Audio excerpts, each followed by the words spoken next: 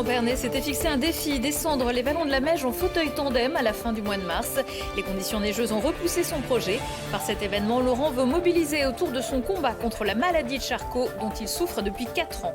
Smartoo met le paquet pour que les employés de son entrepôt soient à l'aise dans leur basket. À Saint-Quentin-Faladier, on recrute son CV, on choisit ses horaires, on peut se faire coiffer, maquiller et même se détendre entre deux commandes autour, pourquoi pas, d'une partie de baby-foot. Et puis le duo d'artistes Les Effets Papillons viennent nous chatouiller l'esprit et les yeux avec une installation tout en papier et en poésie à découvrir jusqu'à la fin de l'été à la Maison Bergès à Villarbonneau. Une invitation à la contemplation et à la respiration. Bonsoir à tous, ravi de vous retrouver dans ce JT du lundi 3 avril 2023. Du lundi au vendredi, à partir de 18h, l'essentiel de l'actualité du Grand Grenoble. Comme à lundi, comme chaque jour, Laurent Pernet a retrouvé son bureau ce matin dans son entreprise Ambix à Visil. Malgré la maladie de Charcot qui le diminue et le fait souffrir depuis 4 ans. Ne plus marcher, ne plus parler, ne plus travailler, ne plus skier, Laurent Pernet ne s'y résout pas encore. Il se lance même des défis sportifs, un plaisir qui lui permet de refuser le caractère incurable de cette maladie. Lucille Dailly. On a connu des conditions meilleures et ce jour-là, on grimace quand les pistes de Champs-Rousses ramollissent. Laurent, lui, ne pouvait pas rêver mieux. Comment sont les sensations, Laurent ? Magnifique. Le soleil, la glisse, le grand air oxygènent son mental. Laurent Pernet skie depuis 50 ans et rien ne l'arrête, pas même la sclérose latérale amyotrophique, cette maladie de Charcot qui paralyse progressivement son corps. Depuis 4 ans, il combat la souffrance en lui opposant le plaisir en mouvement. C'est pas parce que la mobilité réduit petit à petit qu'on peut rien faire et on peut continuer surtout de faire des activités adaptées, certes, mais on peut continuer de sortir en plein air. Il y a des solutions qui existent. Mais elles sont coûteuses. L'ESF a investi 10 000 € pour ce fauteuil tandem, monté sur les skis, piloté par Morgane et qui reproduit les sensations pour l'un comme pour l'autre des skieurs. Le pilote derrière va être sur des étriers qui vont rentrer dans la neige pour pouvoir freiner. On va pouvoir venir s'incliner comme ça et en fait ça va gérer l'inclinaison des skis et une prise de quart. C'est ce qui va nous permettre finalement de tourner. On tourne, on accélère et on ralentit la progression de la maladie. Ce n'est pas une vérité médicale, mais Laurent en est certain. Comme si l'adrénaline, associée au plaisir d'aller travailler chaque matin dans son entreprise de distillerie artisanale, lui injectait un remède contre la résignation. Le médicament. On travaille, on se fait plaisir, on a des projets dans la tête. Le projet, par exemple, de descendre les vallons de la Meije 9 mois plus tard, il s'y prépare déjà, dans l'espoir aussi de sensibiliser, de mobiliser les forces, les fonds pour accélérer la recherche, l'espoir de guérir qu'il ne lâchera jamais. Et vous aussi, vous pouvez encore profiter des pistes de Champs-Rousses. La station fermera ses pistes le 16 avril et propose pour chaque jour du week-end de Pâques le forfait enfant jusqu'à 10 ans à 1 €. Aux Deux-Alpes, samedi, la journée s'est achevée par un dramatique accident. Un homme de 29 ans, originaire d'Annonay en Ardèche, a fait une chute mortelle de 40 mètres depuis la télécabine du Gendry Express sous les yeux de son ami. Seuls dans la cabine, les deux skieurs s'amusaient à se jeter contre les parois en filmant avec leur téléphone. Mais le plexiglas n'a pas résisté aux 1,90 m et plus de 100 kg de la victime qui est allée s'empaler sur une balise de la piste de Bellecombe. La compagnie de gendarmerie de Lamure a été chargée de l'enquête. Une cellule psychologique a été mise en place dans la station. La police de Grenoble lance un appel à témoins suite à un accident mercredi dernier au 49 rue du Vercors entre les quartiers Beria et Europol, impliquant un véhicule et un homme circulant en skateboard. Entre 17h et 17h30, ce dernier a été percuté par une camionnette Partner Peugeot blanche immatriculée GC 218 JP. Son conducteur a pris la fuite, mais la victime a été transportée en urgence absolue au CHU de Grenoble. Son pronostic vital était toujours engagé ce lundi. Si vous avez des précisions à apporter, le standard de l'hôtel de police attend votre appel au 04 76 60 40 40. C'est presque en train de devenir une mode. Camaïeu, San Marina, André, Koukaï, pas mal d'enseignes de prêt-à-porter se voient contraintes de fermer le rideau. Chez Spartoo, on en est loin, même si l'Isérois, spécialiste de la vente en ligne et de magasins de chaussures et d'articles de mode, accuse pour 2022 un résultat net de moins 4,6 millions d'euros, alors qu'il était positif en 2021. Le volume d'affaires se maintient, lui, plus ou moins. Ce qui n'empêche pas Spartoo de mettre aussi l'accent dans son entrepôt tout long de Saint-Quentin-Fallavier sur le bien-être au travail. Voyez le reportage de Jade Lanier. À Saint-Quentin-Fallavier, dans ce dépôt logistique de l'entreprise Spartoo, le bien-être au travail est le maître mot. Avec 150 salariés dont 120 en CDI, le site logistique mise sur la qualité plutôt que la quantité, avec à la clé une meilleure productivité. On est à des postes différents toute la journée, donc c'est pas rébarbatif. Après, tout un chacun a une préférence, je veux dire, pour un poste ou un autre. Mais c'est vrai que le fait d'avoir cette polyvalence-là, c'est quand même très important. On a à disposition quand même une esthéticienne, un coiffeur, donc c'est pas donné dans tous les dépôts logistiques.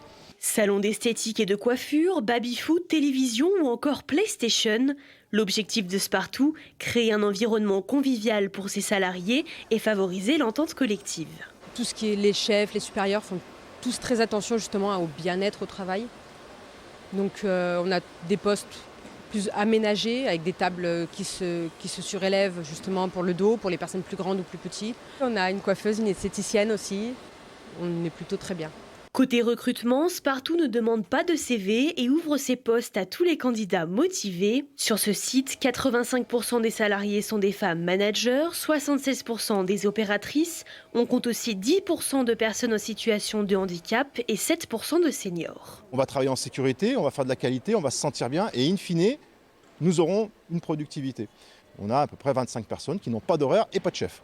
C'est-à-dire qu'elles se débrouillent, elles viennent à l'heure qu'elles veulent. Elles ont 7 heures à faire sur une journée normale. Elles peuvent venir à 13h30 comme elles peuvent venir à 6h30 du matin. C'est en fonction de leurs impératifs personnels. On a été assez novateurs il y a 8 ans en embauchant beaucoup de seniors, notamment. Beaucoup de personnes en RQTH, en situation de handicap. Et on a ouvert aussi tous nos postes de travail aux cellules monoparentales. Spartoo chouchoute son personnel, mais cherche aussi à améliorer son empreinte carbone. Cet entrepôt de 88 000 m² utilise des lumières LED et des engins électriques. Un environnement de travail sûr et sain en tant que principe et droits fondamentaux au travail.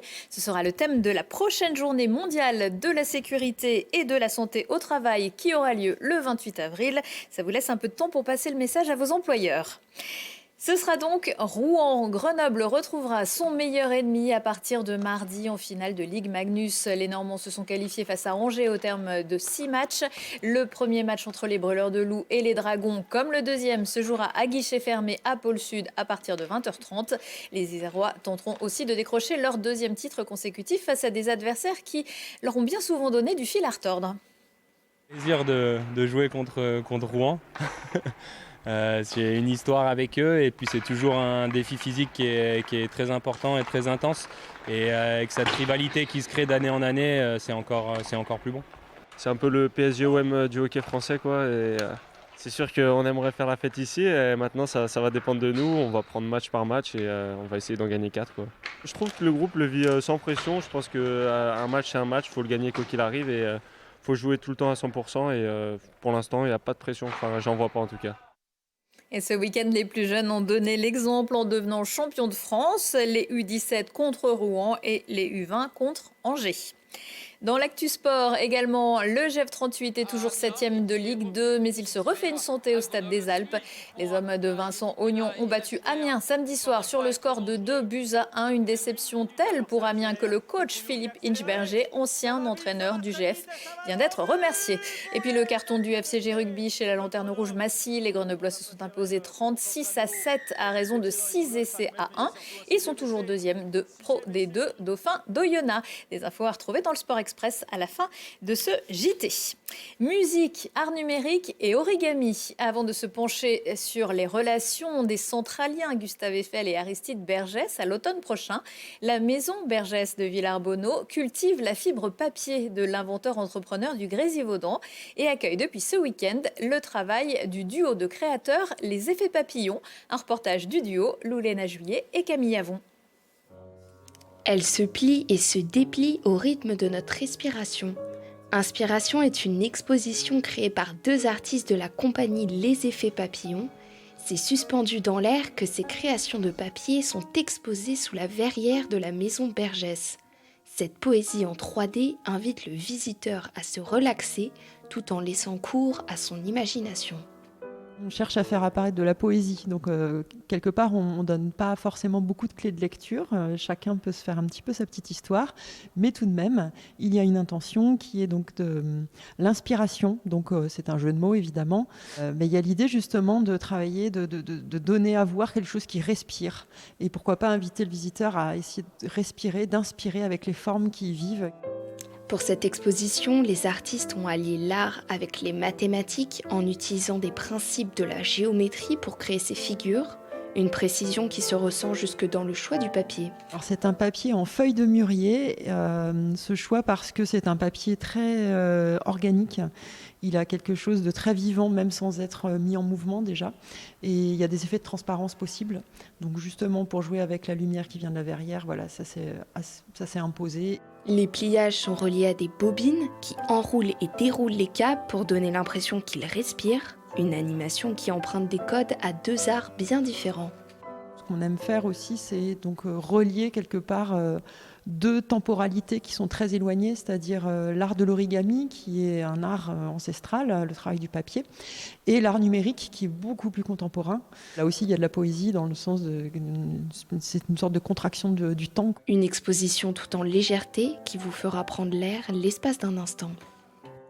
Et le 14 avril, pendant les vacances, le musée organise un atelier léporigami parents-enfants pour jouer avec les pliages, les papiers, les couleurs et les mots et créer un léporello, un livret accordéon. Également dans l'agenda, un voyage de Vivaldi ou Stravinsky à l'Afrique du Sud grâce au Détour de Babel, le festival qui se poursuit en avril en Isère. La MC de Grenoble accueille Manchester Collective, un ensemble phare de la nouvelle génération en Angleterre, reconnu pour ses couleurs originales et son éclectisme. Entre les cordes des instruments, Abel Belancoe se fait non seulement un musicien, mais aussi oracle. Nous invitons par la musique à emprunter les chemins secrets qui s'y cachent. La France a le French Cancan, l'Irlande, le step dancing et la Pologne, le Slask. Le ballet national de Pologne se produira mardi soir à l'Agora de Saint-Imier avec l'ensemble Slask qui popularise le folklore polonais en présentant les chants et les danses de toutes les régions de Pologne, en particulier celle du Sud. C'est spectaculaire, enlevé, précis et pittoresque.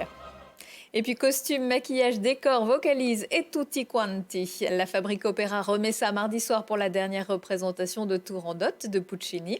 Un concept unique qui vise à faire découvrir l'opéra au grand public en mêlant artistes en devenir, issus d'établissements scolaires du territoire, musiciens amateurs, adultes et enfants, et musiciens confirmés. Pour connaître le sort que la princesse Turandot réserve à ses prétendants, rendez-vous au Summum pour une mise en scène originale de Corinne et Gilles Benizio, alias Shirley et Dino, mise en scène inspirée de l'Heroic Fantasy.